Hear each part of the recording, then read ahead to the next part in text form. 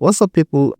In this particular tutorial, I'm going to be showing you how to manually install WordPress on your file manager, that's on your cPanel. So let's say, for example, you try doing auto installation and let's say in one way or the other it's not working, or you just want to make you install it manually all by yourself. So this particular tutorial is actually for you, because I'm going to show you, walk you through step by step while you'll be able to install WordPress manually on your file manager. So without wasting much of your time, let's just go straight into the tutorial.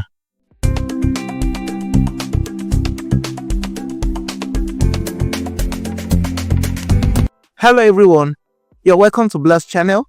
My name is Kingsley and I'm excited to share another tutorial with you today. If you're new here, please consider subscribing and clicking on the notification bell so that you don't miss out on future videos like this one. Now I'm on my cPanel. What I'm going to now do, I'll quickly do first, is to go over to wordpress.org.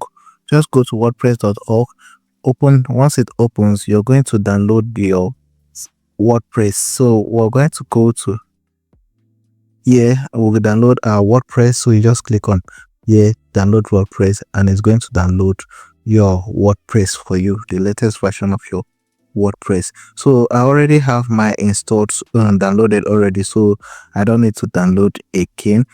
So I'm going to, from here now, I'm just going to scroll down and head over to where we have our file manager. So go to file manager. So from file manager now, I'm going to just come to where I have my public.html, then navigate to the particular domain where I want the website, my installation, to be installed on. In my case, I want it to be installed on this particular site. This is where I want it to be installed on. So I will just do away with every other thing that is here. So let me just delete everything here. So I've deleted everything here. Now I'm going to now go back. What I'm going to now do is to upload my website here. So I'm going to now drag in the WordPress installation file. I'm going to drag it in here. So now, for if case you are not following with me, now you need to first of all ensure, remember as I came here, I said you're going to select the particular distant website where you want the domain to be, the WordPress to be installed on. If it is on your root folder, just navigate to your root folder, that's your public.html folder, and just upload. Click on upload and upload the file here. So now, but if you're not seeing your website or here, you just make sure you come over to domains and add the domain you want to. Come to domains and add the domain you want to actually have the domain installed on. So you are going to add a new domain. So once you have done that and you refresh this, you will see the list of your domains over here. It might be here and it might be on this side, so you just locate where it is. So that's why I say you just locate where the domain, particular folder where you want to install the WordPress on. So in my case now, I think this, okay, it's still uploading, so just wait for it to finish uploading. So you can see it has finished uploading and it has turned green. So once it finished uploading, it's supposed to turn green. So now we are going to now click on here. So once it brings us down here, so now what you're going to do is to quickly extract, then extract it to this, yes, to this location. Yes, it has extracted. So let me reload. You're going to see it, the folder WordPress. So what I'm going to just do is to select everything in this folder, select all, and move it out of the folder. I want it to be the root on diff. Now I'm going to now just navigate back to the folder. So now this is it. This is where, so I can do away with this. Now I can delete this one too. I can decide to delete this too if I wish to. So now this is the website now. So now what I'm going to now do is to, I'm going to now go to the link of the website. This is the address of the website. I'm going to now click on go. Once I do that, it's going to take me to this particular site. So now for this, I'll be needing something else again. So because if I should click on proceed, it's going to bring me here. I'll be needing my database username, name, my database username, and also the password.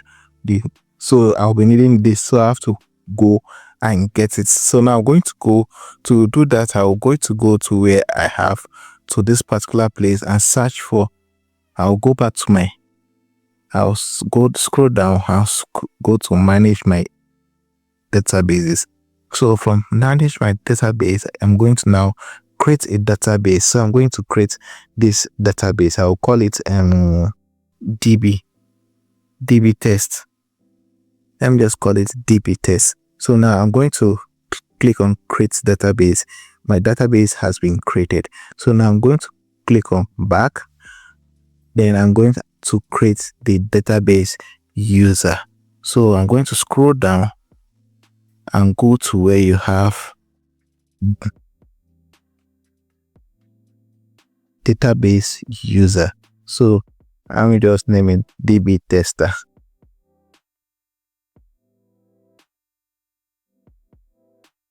So on the password, I'm going to just generate password. I'll copy this down. Let me copy it somewhere. And okay. Now I'm going to click on I have copied and also use password. Then I'll click on create user. So I'm going to just close this and click on back. Then the next thing I'm going to do is to add the database, the user to the database. You can see it's going to just select it. This is the user.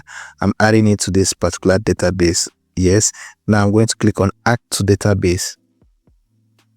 So now I'm going to select all the privileges and let me just copy this out also.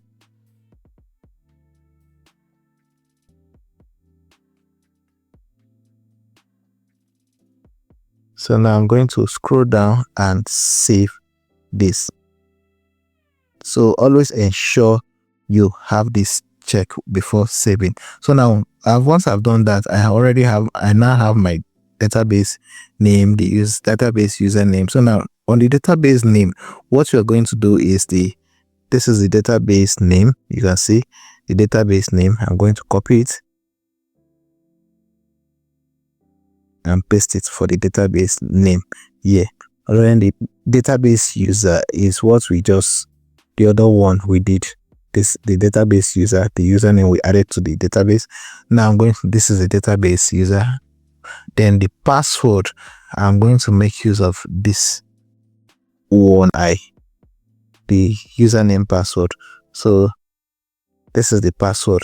So now once I've done that, the database host, I'm going to leave it as localhost and leave every other thing the way it is.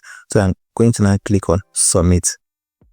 Once I've done that, it's got me here. So I'm going to now do run installation. Now after doing the run install, after clicking on that, it's going to ask me to enter my site details. So now this particular details is actually different from what we did the other time. That's from the one we just created now. So this one is the one we'll be using to log into the website. So let me just assume the name of the website should be XYZ websites, and the username I want to use, let me say I want to use admin for the username. So I'm going to just type admin. So on the password, I'm going to just enter the password I want to make use of to log into the website. Let me say for this particular one, I'll just leave this particular password that was auto generated for us. So I'm just going to make use of that particular password. So I'm going to now,